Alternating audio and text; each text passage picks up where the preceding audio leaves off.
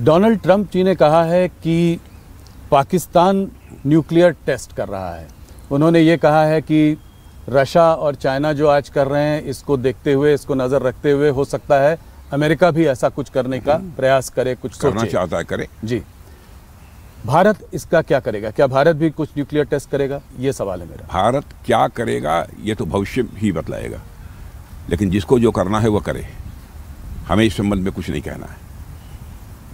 चाहे पाकिस्तान कर रहा है, चाहे अमेरिका कर रहा है, तो जिसको जो करना है कर रहा है। भारत किसी भय के कारण अथवा किसी दबाव में कोई कदम नहीं उठाता है। जो भारत को भारत के इंटरेस्ट में उचित लगेगा वही कदम हम उठाएंगे। सही समय पे करेगा, सही समय पर सही कदम उठाएंगे। जी। ऑपरेशन सिंदूर के बाद मैं आपसे पहली बार बात कर रहा हूं। मुझे याद है 2024 में आपने कहा था ये भारत वो भारत नहीं है, घर में घुस कर मारेगा। आपने इतने जोरों से बोला था कि पूरे इंटरनेशनल मीडिया ने भी उसको उठाया। ये सच साबित करके दिखा दिया। जी, पर कुछ लोगों का मानना है कि बहुत जल्दी हाथ पीछे खींच लिए। इतनी जल्दी रुक क्यों गए? वो लोग चाहते थे कि थोड़ा और जोरों से पाकिस्तान को मैं इसे पूरी तरह से स्पष्ट कर देना चाहता हूं कि बराबर पाकिस्तान के डीएमओ की तरफ से टेलीफोन आ रहे थे। जी। उनके टेलीफोन आने के बाद तब यह हुआ। माने हम लोग युद्ध पिपासु नहीं हैं। जी। कुछ लोग ऐसे होते हैं जो बराबर चाहते हैं कि युद्ध हो, कन्फ्रंटेशन हो। भारत ऐसा नहीं चाहता है कभी। यदि बार बार उनकी तरफ से आग्रह हो रहा है कि नहीं, अब इसे स्थगित किया जाना चाहिए, बंद किया जाना चाहिए, तो उसके बाद जाकर ये तय किया कि हमको जो करना था वो हमने कर लिया। जी। अब उसके बाद इस युद्ध को आगे बढ़ाने का कोई औचित्य अब नहीं है। आवश्यकता पड़ेगी फिर करेंगे। ये आप लोग बार बार बोल रहे हैं, इसका क्या अभी भी लगता है कि कुछ ऐसी स्थिति बनी हुई है कि उसको दोबारा करना पड़ेगा ऑपरेशन सिंदूर को? अब ये तो भविष्य के गर्भ में छिपा हुआ है, क्या होगा कैसे होगा। लेकिन ऑपरेशन सिंदूर के बारे में स्पष्ट कर देना चाहता हूं कि ऑपरेशन सिंदूर हमारा समाप्त नहीं हुआ है, हाल फिलहाल ही स्थगित है। हम लोगों ने क्या सावधानी बरती? आतंकवादियों ने चोरी छुपे घुसकर भारत की सीमा के अंदर हमारे निर्दोष नागरिकों को मारा। जी। हम लोगों ने टारगेट किया, जो टेररिस्ट सेंटर्स थे उन्हीं को टारगेट किया है पाकिस्तान में। आम जनता को हम लोगों ने नहीं मारा है। इतनी सावधानी बरतने वाले हमारी इस गवर्नमेंट के ऊपर भी कभी कभी लोग आरोप लगाते हैं कि ये मजहब के आधार पर भेदभाव करते हैं, जात के आधार पर भेदभाव करते हैं।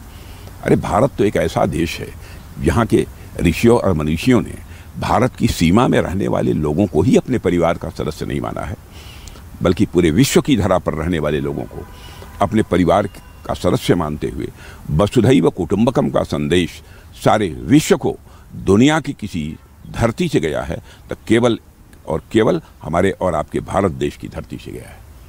आपने ये बात बड़ी स्पष्टता से आज ही नहीं पहले भी कही है, आपकी सरकार ने भी कही है कि भारत और पाकिस्तान के बीच में और कोई नहीं था, सिर्फ उनके आग्रह से ये वॉर को रोका गया। किसी के दबाव में अथवा किसी के कहने पर ऑपरेशन सिंदूर स्थगित नहीं किया गया है। मैं दो टूक शब्दों में इसे स्पष्ट करना चाहता हूं। और आप ये जानते होंगे कि राजनीतिक जीवन में पूरा प्रिकॉशन लेता हूं कि कभी झूठ न बोला जाए। एक भी कोई घटना आप मेरे राजनीतिक जीवन की नहीं बतला सकते हैं। मैंने ठीक है, बचपन में कुछ हुआ हो तो मैं नहीं कह सकता हूं, प्रारंभिक राजनीतिक जीवन में, लेकिन उसके बाद मैं सावधानी बरतता हूं। लेकिन मैं भी इंसान हूं, कभी कोई गलती हो सकती है, लेकिन इस संबंध में मैं पूरी तरह से आश्वस्त हूं। जो कुछ भी मैं कह रहा हूं सोच समझ कर कह रहा हूं।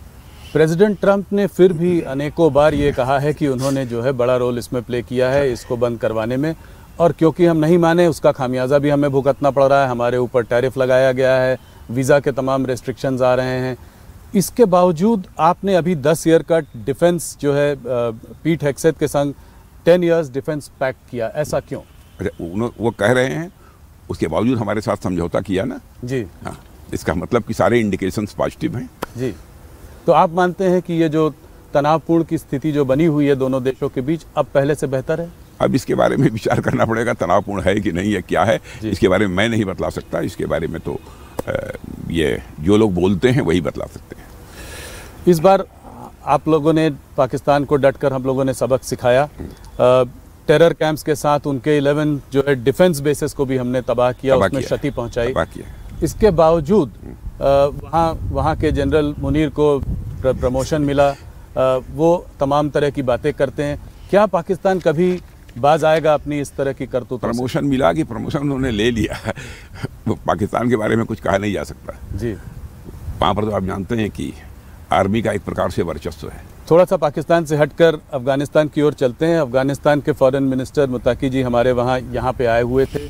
उसी बीच पर दोनों की, पाकिस्तान और अफगानिस्तान के बीच में झड़प भी हुई। पाकिस्तान ने काबुल में बमबाजी भी की। पाकिस्तान का ये कहना है कि इस सब के पीछे भारत का हाथ है, इशारा हमारी तरफ है, क्या कहेंगे? पूरी तरह से बेबुनियाद और निराधार आरोप है। हम लोग कहीं भी किसी भी प्रकार के कन्फ्रंटेशन में विश्वास नहीं करते हैं जी। हम तो पूरे विश्व में शांति चाहते हैं। हम इसी के पक्षधर हैं। हम किसी को यह उकसाएंगे नहीं कि उसके किसी के साथ संघर्ष किया जाए। हाँ, लेकिन हमें कोई छेड़ेगा तो हम छोड़ेंगे नहीं। हमारी नीति पूरी तरह से स्पष्ट है। किसी बैसाखी का सहारा लेकर हम अपने आत्मस्वाभिमान की रक्षा नहीं करते हैं जी। हम स्वतः करते हैं, फैसले स्वतः लेते हैं और स्वतः जो कार्रवाई करनी होती है हम कार्रवाई भी करते हैं। लेकिन हम विश्व में संघर्ष नहीं चाहते, ये हमारी मूल सोच है। अफगानिस्तान और पाकिस्तान के बीच में जो प्रॉब्लम जो चली आ रही है वो ड्यूरेंट लाइन को लेकर है। वो ड्यूरेंट लाइन को लेकर विवाद रहा है। मेरा सवाल आपसे सिंपल सा है, भारत का इसमें क्या मत है? जो भी मामले हैं आपस में सारे देशों को बैठकर सुलझाना चाहिए। हम किसी देश के मामले में हस्तक्षेप नहीं करना चाहते। यदि दोनों देश सहमत हों कि नहीं हस्तक्षेप होना चाहिए, किसी को आकर जो है बातचीत का सिलसिला प्रारंभ करना चाहिए, उस समय सोचा जा सकता है। मान न मान मैं तेरा मेहमान, इसमें हम लोग विश्वास नहीं करते। बांग्लादेश के जो इंटरिम लीडर हैं मोहम्मद यूनुस, वो अक्सर प्रोवोकेटिव स्टेटमेंट्स देते रहते हैं। हाल में उन्होंने एक पाकिस्तान जनरल को जो बांग्लादेश का नक्शा दिया उसमें नॉर्थ ईस्ट बांग्लादेश में था, बांग्लादेश में दिखाया। इस पर आप क्या कहेंगे? बहुत ही दुर्भाग्यपूर्ण है, इससे उनको बचना चाहिए। और जहाँ तक पड़ोसी देशों का प्रश्न है, पड़ोसी देशों के साथ हम अपने रिश्ते बेहतर बनाकर रखना चाहते हैं। किसी भी प्रकार की तनावपूर्ण स्थिति अपने पड़ोसी देशों के साथ हम नहीं चाहते हैं।